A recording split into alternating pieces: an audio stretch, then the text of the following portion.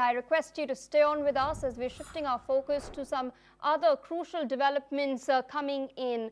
Now, according to reports, Uganda has reached an agreement with the US to accept deportees from third countries who may not receive asylum but are reluctant to return to their home countries. Uganda will not accept individuals with criminal records or unaccompanied minors under the temporary arrangement. Uganda has also preferred that individuals from African countries be the ones who are transferred to Uganda under this arrangement. The two parties are currently finalizing the details on how the agreement will be implemented. This is information that has been provided by Bagia Vincent Waiswa. Meanwhile, the government of the East African country is to reach a deal with the US, which is looking to expel millions of undocumented immigrants, asylum seekers, and foreigners with criminal convictions.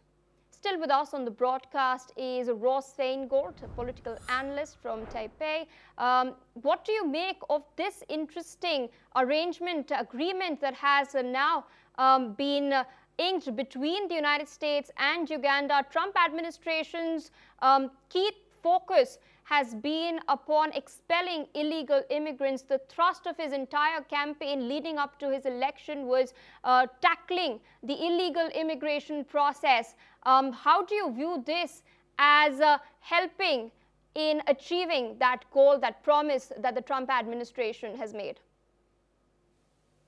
There are a few aspects to this agreement with Uganda, which Uganda says has been concluded. It hasn't actually been signed, and it still hasn't been implemented yet. So there are no flights in the air from the United States with deportees flying towards Uganda yet, but it's probably going to happen. And it's not the first country to reach this kind of agreement with the United States. There's already been examples in Central America as well as Africa where countries have agreed to take third country nationals, not their own nationals, but third country nationals who are being deported from the United States because they have criminal records or because they've been denied asylum. So in the case of their arrangement with the US is not for deportees with criminal records. It's for deportees who tried to make an asylum argument. For example, they had a fear of political persecution, religious discrimination. But for whatever reason, their claim of asylum was denied in the United States. So they have no basis to remain there, and they're going to be deported. But they don't want to go back to their own country. So Uganda has agreed to take some of these people in. But we have to be very frank here.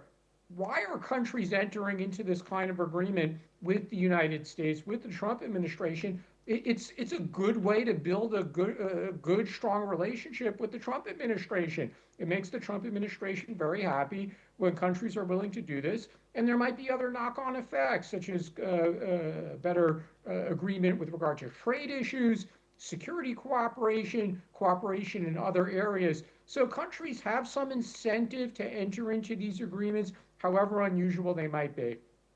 All right. Thank you so much for taking out time speaking to us on NewsX World, providing your insights on